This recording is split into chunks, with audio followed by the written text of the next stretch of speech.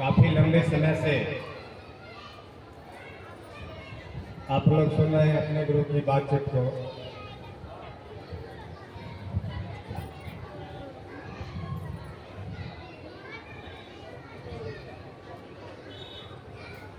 मैं पहले ही कह दिया था आज हम बात नहीं करेंगे।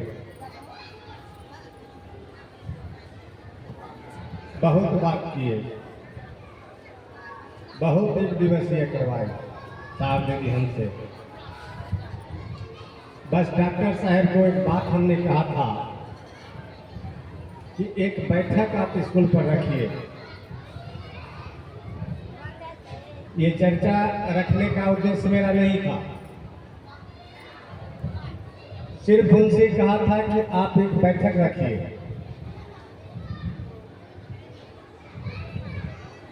आखिर हम जो इतना दूर तक जाते हैं बाहर, सोचा एक बार और देखते हैं साहब दीदी से दया मांगकर कि कम से कम जिस धरती पर मैंने पैदा लिया उस धरती की स्थिति कुछ अच्छी हो जाए। बाकी हम आपका बेटा भतीजा भाई है, क्या बता सकते हैं, सो बताइए। ऐसे भी हम आपको नहीं समझा सकते हैं क्योंकि गुरु महादेव है, हम तो आपका गुरु है नहीं। सीखना समझना सुनना आपको अपने गुरु से है। बस इसी लालसा में इस कार्यक्रम को रखा गया और मैंने साहब दीदी से कहा कि सरकार इतनी दया जरूर कर दीजिए जो इस गांव का लोग समझ जाए, आपका शिष्य हो जाए और आपका काम करता रहे। बाकी बोलने के लिए बहुत धरती है, बहुत जगह महादेव हमको भेज रहा है। आप लोग सुने हैं, बहुत अच्छी तरह से आपके बीच आज गुरु भाई गुरु बहन अपने गुरु की बात को रखने का प्रयास किया। मैं आग्रह करता हूं कि जो भी आप सुने हैं अपने जीवन में उसको उतारने का प्रयास कीजिए। मेरा जो काम था वो कर दिए, साहब दीदी हमसे करवा दिए। अब काम आप लोग का बचा है कि यहाँ से आप लेके जाएंगे घर तक या फिर यहीं छोड़ दीजिएगा या रास्ते में छोड़ दीजिएगा। वो आपके ऊपर निर्भर करता है कि हम इसको कैसे ले जाएं। मेरा अपना प्रयास है, साहब श्री की दया से मेरा ये प्रयास है और मैं आपके चरण पकड़कर आग्रह करता हूं कि अपने शिव को अपने घर तक ले जाने का प्रयास कीजिए, कोशिश कीजिए। और जिस दिन आपके घर में शिव पहुंच जाएगा, जिस दिन आपके परिवार में शिव दिखेगा, किसी से कहने की जरूरत नहीं होगी, स्वतः आपकी परेशानी धीरे धीरे धीरे धीरे कमता चला जाएगा।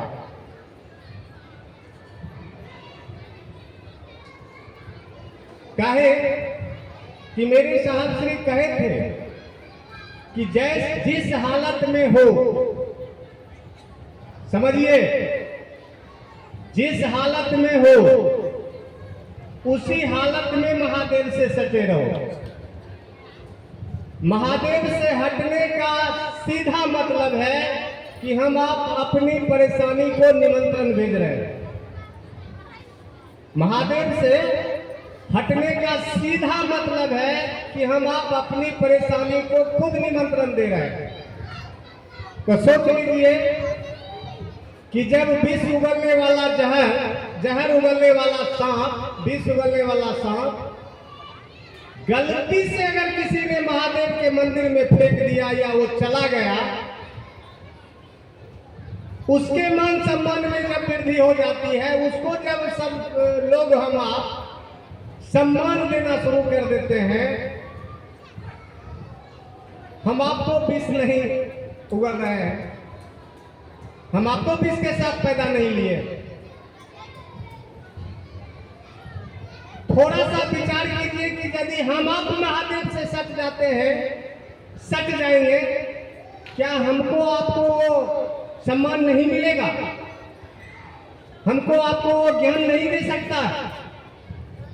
और सम्मान नहीं मिला, ज्ञान वो नहीं दे रहे हैं, तो आज जो इतने भाई बहन हम नजर दिख रहा है, इतने भाई बहन जो यहाँ पर दिख रहे हैं, वो कैसे? इससे सीधा स्पष्ट है वह महादेव दया कर रहे हैं। दिक्कत है कि हम आप दया ले नहीं रहे। वह महादेव दया कर रहे हैं, हम आप दया नहीं ले रहे हैं, क्योंकि चर्चा का उद्देश्य हम आप बदल दिए। आज जो यह कार्यक्रम का आयोजन रखा गया, कुछ गुरु भाई, मैं नाम नहीं कहूंगा, और कुछ गुरु बहन, उनके मुख से ये आवाज निकलता है कि चर्चा का आयोजन मनोज कुमार अपना चेहरा चमकाने के लिए करता है।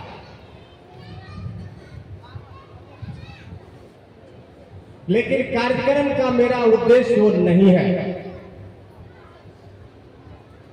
जहां भी हम कार्यक्रम रखते हैं तो पूरा दिल से रखते हैं और अपने दीदी माँ को कहते हैं कि आप दया कीजिए कि लोग आपका काम करें,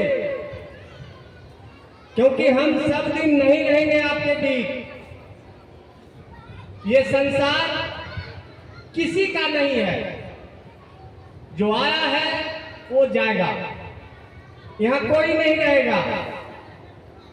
मेरा प्रयास है कि जब तक सांस चल रही है, आप लोग के बीच अपने गुरु की बात को रखने का प्रयास करता हूं। मात्र नियत यही है कि आपके जीवन में गुरु शिव हो जाए, और इसी नियत से साहब उस शिव को गुरु रूप में इस संसार में उतारा था। ऐसा नहीं है कि साहब अपना राजमहल खड़ा करने के लिए शिव को गुरु रूप में इस संसार में उतारा।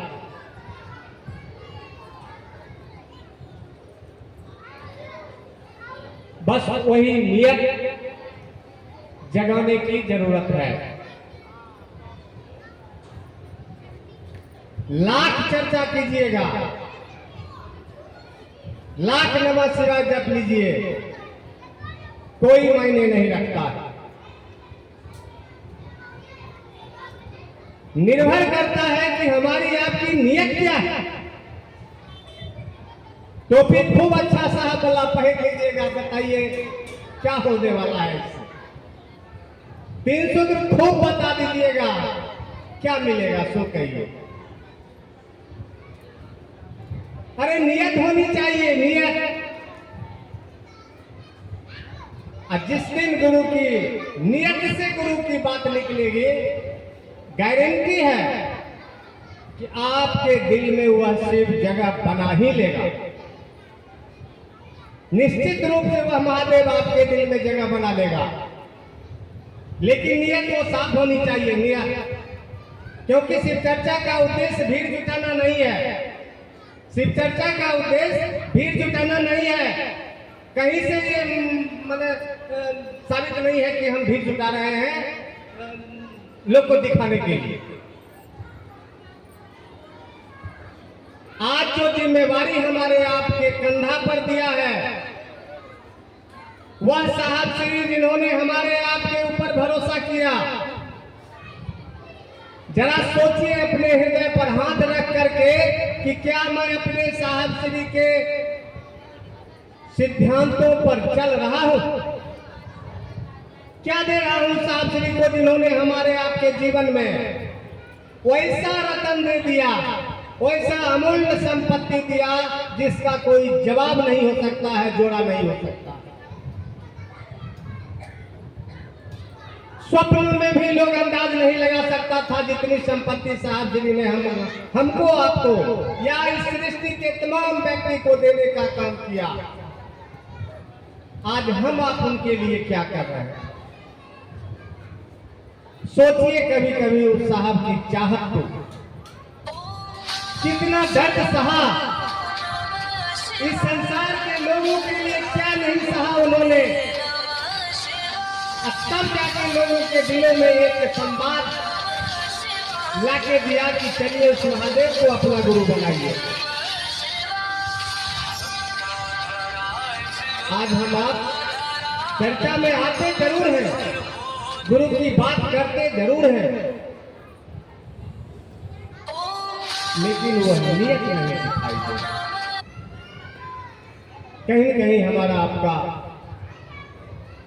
दुर्भाग्य ही कहा जाए या सिर्फ शिष्य के लिए चिंता का विषय ही बना है। मैं आग्रह करता हूं, कुछ नहीं दीजिए आप साहब श्री को। एक बात लेकिन याद रखिएगा, आदमी मरता कब है?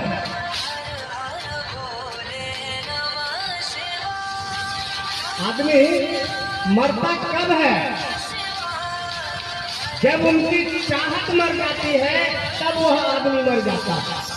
और जब तक उस इंसान की चाहत जिंदा है तब तक वो इंसान मरता नहीं। आज हम आप शिष्य हैं और साहब भरोसा किए हैं, तो वादा कीजिए आज कि अपने साहब दीदी की चाहत को मिटने नहीं देंगे। लोगों के दिलों में हमेशा शिव को उतारिए, अपने आप से किसी को मत जोड़िए, गलती से भी अपने आप से मत जोड़िए। जब भी जोड़िए तो इंसान को गुरु शिव से जोड़िए। देखिएगा एक दिन आपके दिल में गुरु शिव स्वयं उतर जाएगा। साहब दीदी की चाहत को मिटने नहीं दीजिए, यही शिष्य का कर्तव्य है। चलते फिरते लोगों को महादेव से जोड़ने का काम कीजिए और वैसा कुछ प्रयास कीजिए जो लोग सचमुच में शिव का शिष्य दिखे। दूसरा सूत्र हमको आपको यही बता रहा है कि जाओ लोगों को शिव का शिष्य बनाओ। शिष्य बनाने का जब मनसा हो हमारे आपके अंदर जगेगी तो जान लीजिए कि हमारा आपका प्रयास भी उसी दिशा में होगा। आज हम आप चर्चा की दिशा में चल रहे हैं, शिव शिष्य बनाने की दिशा में चल ही नहीं रहे। लेकिन आदेश किया गया है कि जाओ लोगों को सचमुच में शिव का शिष्य बनाओ। और शिव का शिष्य बनाने के लिए हमको आपको साहब दीदी की नियत को जगाना होगा। उनके जैसा टोपी पहनकर अपने आप को बाबा कहलाने से आप शिव का शिष्य नहीं बनने वाले हैं भाई साहब। खूब लंबा चौड़ा बात कर लीजिए, कोई फर्क पड़ने वाला नहीं है। भीड़ जुटेगा, लोग सुनेगा, फिर घर जाएगा। ऐसा मत कीजिए। वाजिब जो काम मिला है उस काम को कीजिए, क्योंकि शिष्य बनाने में ही बनने की संभावना छिपी हुई है। किसी को शिव का शिष्य बनाने में ही अपनी संभावना छिपी हुई है शिव शिष्य बनने का। यही रहस्य जिस दिन समझ में आ जाएगा, आप अपने लिए, कोई भी भाई बहन अपने लिए गुरु की बात करता है, ना कि गुरु के लिए कर रहा है। हमको शिष्य बनना है, इसीलिए दूसरों के बीच जाके गुरु की बात करते हैं, उनको सुनाने समझाने का प्रयास करते हैं ताकि वो शिव का शिष्य बने। और इतिहास साक्षी है। शिष्यानुभूति की पहली पंक्ति आप जब भी पढ़ते होंगे, उसी पहली पंक्ति की पहली पंक्ति है कि भारतीय अध्यात्म के सिंहावलोकन से यह स्पष्ट होता है कि महादेव आदि गुरु गुरुओं के गुरु हैं। अब बताइए कि जब भी आप अध्यात्म को खंगालिएगा आपको ये साबित हो जाएगा, आपको ये पता चल जाएगा कि महादेव गुरु हैं। और वही अध्यात्म की पन्ना, इतिहास की पन्ना ये दर्शा रहा है कि महादेव जगत को बचाने के लिए खुद जहर पी गया। खुद सारे देवी देवता पीछे हट गया, कोई साथ नहीं दिया जहर पीने में। लेकिन दर्द महादेव को था, क्योंकि सृष्टि महादेव की थी, अन्य देवी देवता की सृष्टि नहीं थी। अन्य देवी देवताओं की सृष्टि रची हुई नहीं है, ये सृष्टि महादेव ने रचा, इसीलिए सृष्टि का दर्द महादेव को था और वह जहर स्वयं पी गया। सृष्टि को बचाने के लिए स्वयं जहर पी गया स्वयं। आज हम आप शिव का शिष्य हैं, जरा विचार कीजिए। मैं पैर पकड़ के कहता हूं कि विचार कीजिए कि शिव शिष्यता तालीबाजी और भाषणबाजी नहीं है। शिव शिष्यता तालीबाजी नहीं है और भाषणबाजी भी नहीं है, ये दर्द है, ये दर्द। जब महादेव जगत को बचाने के लिए जहर पी सकता है, वही अध्यात्म कहता है, इतिहास कह रहा है कि महादेव का चेला जगत के लिए सब कुछ छोड़ दिया। महादेव का चेला जगत के लिए सब कुछ छोड़ दिया। किसी ने जिंदगी लुटा दी बंदगी के लिए, किसी ने बंदगी छोड़ दी जिंदगी के लिए। कुछ नहीं साहब अपने लिए किए। पहले भी इस कलिकाल खंड के सिर्फ महामानव साहब श्री अपने लिए कुछ नहीं किया, जो भी किया जगत के लोगों के लिए किया। और पहले भी जो शिव का शिष्य हुआ था वह भी जगत कल्याण के लिए अपनी हड्डी दान कर दिया। पूर्व में जो शिव का शिष्य बना था वह जगत कल्याण के लिए अपनी हड्डी दान कर दिया, हड्डी। सोचिए, वो भी हमारा आपका गुरु भाई था, वह भी हमारा आपका गुरु भाई था, जिन्होंने जगत कल्याण के लिए अपनी हड्डी दान कर दिया। हम आप भी गुरु भाई गुरुवान हैं, क्या कर रहे हैं जगत के लिए और जगत के इंसान के लिए। सही बात है कि कलयुग का शिष्य है, हड्डी तो नहीं दान कर सकते, ये कन्फर्म है, हड्डी दान नहीं कर सकते हैं, लेकिन समय का दान कीजिए, समय का दान कीजिए। आप शिव का शिष्य हैं, आप अपने गुरु के लिए समय का दान कीजिए, लोगों को सही दिशा में ले जाने का प्रयास कीजिए। किसी को दिग्भ्रमित करने का कभी मन में सोचा भी मत कीजिए। ऐसा सोच भी मत लाइए कि हम किसी को दिग्भ्रमित कर रहे हैं, उसको सही दिशा में महादेव के पास भेजिए, यही शिव शिष्य का परम कर्तव्य है। ऐसा नहीं है कि एक हड्डी दान कर दिया, आप किसी का हड्डी चूस लेते हैं अपनी भौतिक सुख स्नाव के कारण। आज हमारे आपके बीच वैसे गुरु भाई गुरुवाना है जो पता नहीं क्या से क्या करने के लिए आतुर हो जाता है। समझ में नहीं आ रहा है कि ऐसा कर क्यों रहा भाई सब, जबकि आप जो लोग ऐसा कर रहा है वही लोग कह रहा है कि रहना नहीं देश बेगाना है। भैया ये बोलिए में है कि रहना नहीं देश बेगाना है, रहना नहीं है तो हड्डी का है चूसने के लिए तैयार है। कम से कम शिव शिष्य होने के नाते इतना तो विचार जरूर कीजिए कि आप शिष्य किसका है। एक नजर अपने गुरु के प्रति जरूर डालिए कि मेरे गुरु कौन है। और जिस दिन ये भावना नजरिया उस तरफ बढ़ेगी, गारंटी है कि आपका मन दिग्भ्रमित नहीं होगा और आप हमेशा लोगों को सही दिशा में ले चलने के लिए प्रेरित करेंगे और आपका मन हमेशा अपने गुरु शिव से बना रहेगा। चलिए, अब हमारे बीच भैया लोग भी आए हुए हैं। प्रयास कीजिए कि किसी की जिंदगी में खुशियां देने का प्रयास कीजिए।